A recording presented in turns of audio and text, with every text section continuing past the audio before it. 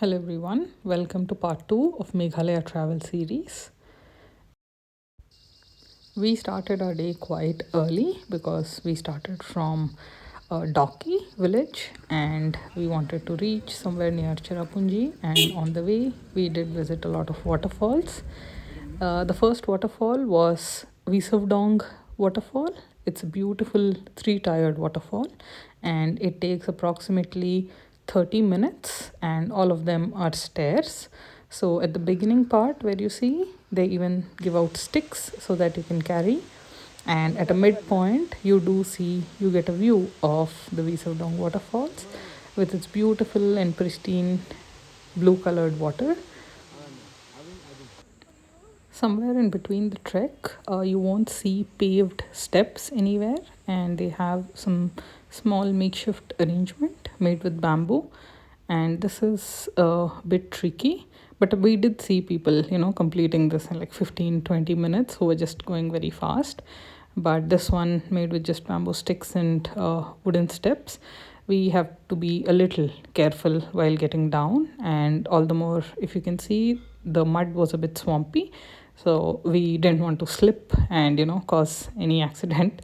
So we went slowly and there was no one rushing us. I think that's an advantage. Not a lot of people visit all of the waterfalls because it typically takes time for you to go down, visit the waterfall, enjoy and come up. So if you're spending more days, you can cover all of the waterfalls. Otherwise, Weisawdong is definitely a must visit. You should not skip it at all, just because of the sheer beauty, the three-tiered waterfall, and it looks very, very beautiful. There were people climbing up to one of the top tires as well, and if you're up for it, you can go for it. And we did come up. You'll see I'm completely sweating, and we headed to our next waterfall, which is the Lynkgsiar waterfall. Lynkgsiar is relatively easy trek, I would say. It is hardly 10 or 15 minutes with paved path, and we see the dog leading us and showing us the way to the waterfall. By the time we reached here, I think it was evening around 3:34 p.m. and it started getting quite chilly. So there was very cold breeze that we could feel. Although the temperature was okay, it was just the wind, maybe because there's a lot of open space and next to a waterfall. We felt pretty cold while we were breathing heavily. So we took a scarf, and then from there we reached the Lynkgsiar waterfall. This place was very serene, so I would suggest if you just want to come, sit by the waterfall and spend some time without a lot of crowd being there, this is a place for you. And look at the beautiful crystal clear water. This is one of the things that I've noticed across in Meghalaya, that the water is crystal clear. You can see through the water till the rock bed, or the water bed. The original name for Lynkgsiar waterfall is Kakshet. So in Kasi, it means female waterfall. So I think the ancestors, noticing the flow of water, they associated it with the two earrings worn by women. So they just called it a female waterfall. After returning from the waterfall trek, we stopped at a small tea or coffee shop and had some hot tea because it was quite cold by then. And look at how nicely and neatly they've maintained the small space so that they can provide Maggi or some sandwiches and tea to all of the visitors over there. After that, we went to see the Nohkalikai waterfall. This is quite tall and it's beautiful to see, but the story associated or the folklore associated with this waterfall is quite dark. So I'll leave that for you to decide if you want to read up about it. And after we were done, there are some other caves that you can also visit, like Arwa caves or Mosmai caves. But since it was already sunset, we wanted to go and check in into our hotel. So the hotel we stayed in Cherrapunji is called Saimika. This is one of the very well maintained hotels or properties in Cherrapunji. Here is the room tour of what we opted for. We were four of us, so we took a room that accommodates all four. Although the second bed was quite small, so we opted to go for another mattress. But It was very well maintained for being so remote, and there were all kind of services like hot water and hair dryer, and all the basic amenities were well equipped in the room. Very close to the cottages or the rooms is the dining hall, so you can go there, place your order ahead, and then choose to have dinner there, or you can order it to your room as well. And all of the food here was really good, and one good thing was they were playing really good Khasi local music, which we did get some recommendations from them as well and added to our playlist for the journey. They were very sweet people managing this property and served us really delicious food. We ordered some hot soup dumplings and vegetarian curry and roti along with the local dish. Veg sirva served with some rice, vegetable stew, pudina chutney, red chili oil, local achar, sorry. I stand corrected. Tomato chutney and local grown potato fry. And this is the meal for one. After resting well, we got up quite early in the morning because today was the day where we were going to visit the double-decker route bridge, the quintessential Meghalayan itinerary, or the place that everyone needs to visit. After enjoying the beautiful sunrise views from our property, we started to Tirna village. It was a short 15 to 20 minute drive from Saimika resort. So the same cab person who's with you can come along, or you can choose the transport which the hotel provides. And this is the entry point for the double-decker route bridge trek. It takes around a total of 7 to 8 hours depending on if you're visiting even the Blue Lagoon and Rainbow Waterfalls. We did hire a guide. Some people don't take a guide, but we wanted to, so that we know the route and he can help or guide us through some of the tricky parts. But all of these were steps. That is something we noticed, and we had to reach far there. That is where the double-decker route bridge was, and it's a total of 3500 steps one way. Sarpat ji, kitne steps ho gaye? 1300 done. Okay, done with 1300 steps out of 3500. Going good. Coming up will be a challenge, but let's do it. Okay. We're done with 2000 steps. I think there are 1500 more to go. This is where you have to take the double route. That is the single route, and this is the two double route. There are small shops on the way if you want to pick some ORS, some candy. That's the rooster, and we have to go down there. And there's more to go.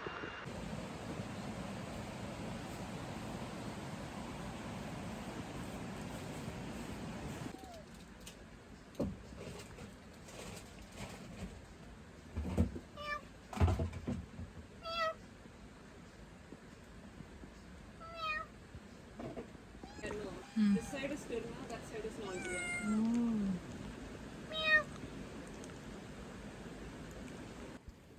We resumed our trek after a quick pit stop, and there was still a long way to go. This part is where you have to go over rocks, but look at the pristine, clean, clear water. It's so beautiful. You can't get enough of it in Meghalaya.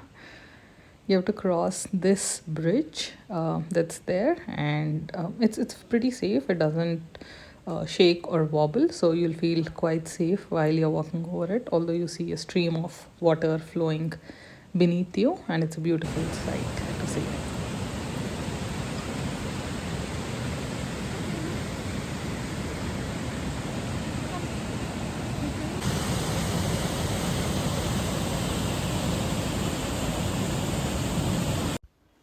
Yet another pit stop where a family was living here, and they also give you some snacks, or they can make Maggie for you if you want. And there were these two cute little kids. Hi. खासी में हाय को क्या बोलते हैं? खासी में गंकुंग ने That Partition is useless. It's only for the little one. He jumped from there.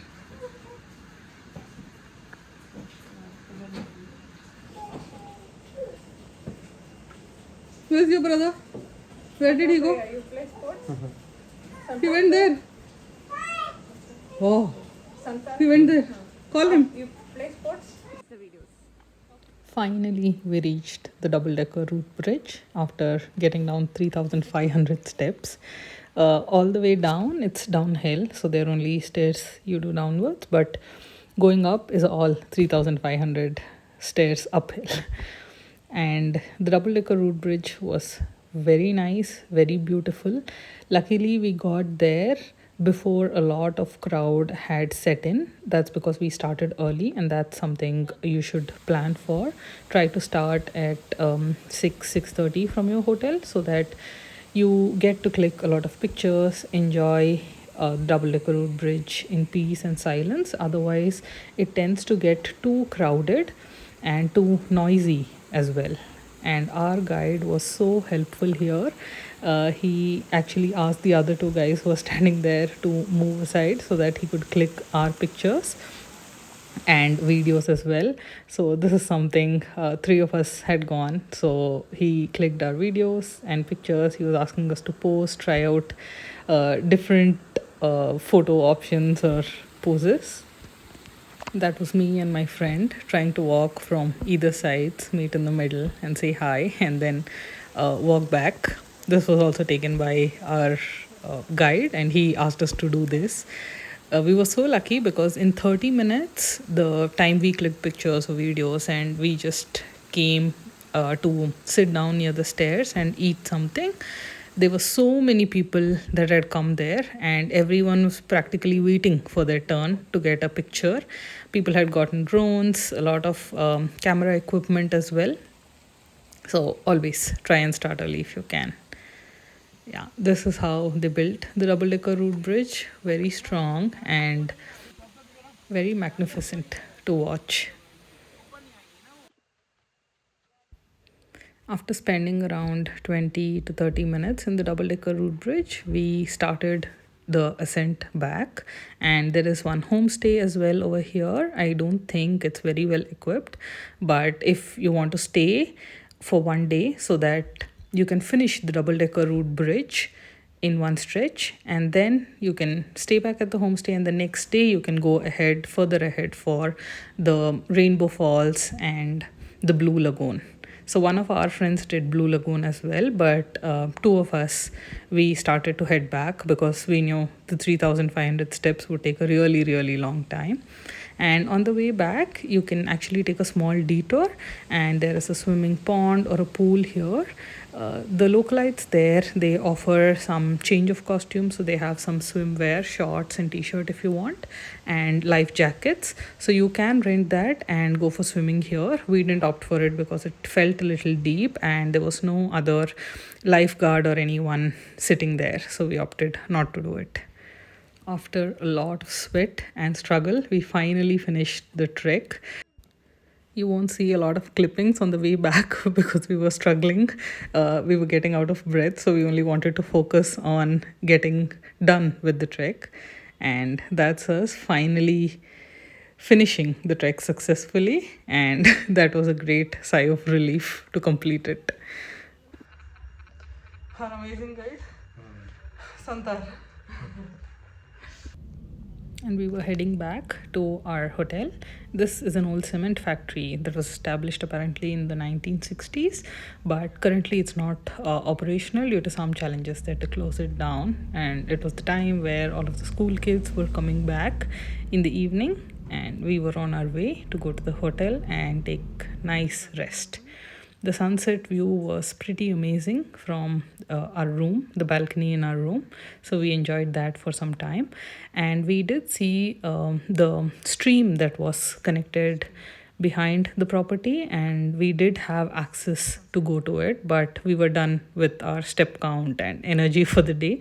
So we just enjoyed it from our balcony while sipping some hot tea and having some snacks. After enjoying the beautiful hues of sunset, we went for an early dinner. We ordered dumplings again because the previous night they were really, really tasty, and some red rice with local chicken curry and local greens. The greens were surprisingly very good. And the next day, day 5, we got up early, enjoyed the sunrise, and it was time for us to check out from the hotel. And there were some very nice artifacts, something that was local to the Khasi tribe, were displayed here. We didn't buy any of these artifacts, but we did buy the Lynkgsiar turmeric. That is something you should definitely buy if you want to carry a souvenir back from Meghalaya. Along with it, Cherrapunji gin is another option. I would recommend, instead of buying it, your hotel can also arrange for Cherrapunji gin, but if you're anyway visiting Cherrapunji, you might as well visit the local alcohol shop. There are not many, so your driver will help you find the local alcohol shop and you can buy the Cherrapunji gin. It's a very, very good souvenir to get back. It's made from the rainwater of Cherrapunji, because all of the area is known to be the wettest place on earth, and they distill the rainwater and use the botanicals from Meghalaya and Cherrapunji area and distill the gin. So that is something you can definitely plan to buy. On the way back, we tried to take a stop and take a glimpse again of the beautiful Khasi hills that are here. The lush greenery on the hills. It was very peaceful to be driving through them and, just standing and admiring how beautiful it is. Then we reached, on the way to Shillong, we stopped at a place called Laitlum Canyon. This, when you do a Google search, you're going to see lush greenery and a canyon that is beautiful. I found it quite okay and underwhelming, so I would totally skip this. But if you do it just with your family or friends, you can even dress up as a local Khasi person and take some images. After reaching Shillong, we went to this place called Ward's Lake. It's just a small lake and a garden area that was built, and there were the Himalayan or the North cherry blossoms that were present. Another souvenir you can definitely get back is the Eri silk or Eri silk shawls or any fabric that you can get your hands on. It is a little expensive because it is a vegan silk, very rare, so they don't really kill the silkworms for making the silk, and it's supposed to keep you warm during winters and breathy during summers. It's known to have that quality. We again went back to Rynsan, our favorite restaurant in Shillong, to enjoy a nice dinner before ending the trip, and all of Khasi food. Some of the local beverages here are the Sintu, which is a smoked sticky rice beer. Then is the Khausen, which is tequila. It's a bit strong. Bichi is the smoked sticky rice wine. This is from Garo. And last is the Dora Himalayan cherry. Very cherry tastes little like appy. And there's another one called Shoshintu, which is a smoky sticky rice wine. This is a local one and has a strong smoky flavor compared to Bichi and some of the other local cocktails and wines that are available. On day 6, we started from Shillong and reached Guwahati. In Guwahati, we tried our luck. We had made reservations for the Kamakhya Temple darshan, but unfortunately, by the time we reached, we did notice that there was a huge crowd there, and people who were standing in line since 7 a.m. in the morning had only come out at 11 a.m. So it was taking a good 4 hours for the darshan. So we planned to skip it. We just did the Mukh darshan outside and we've come. But if you are visiting Guwahati and taking a flight from Guwahati, you can definitely plan to visit the temple. And that brings us to the end of our Meghalaya journey. Thanks for watching. Bye-bye.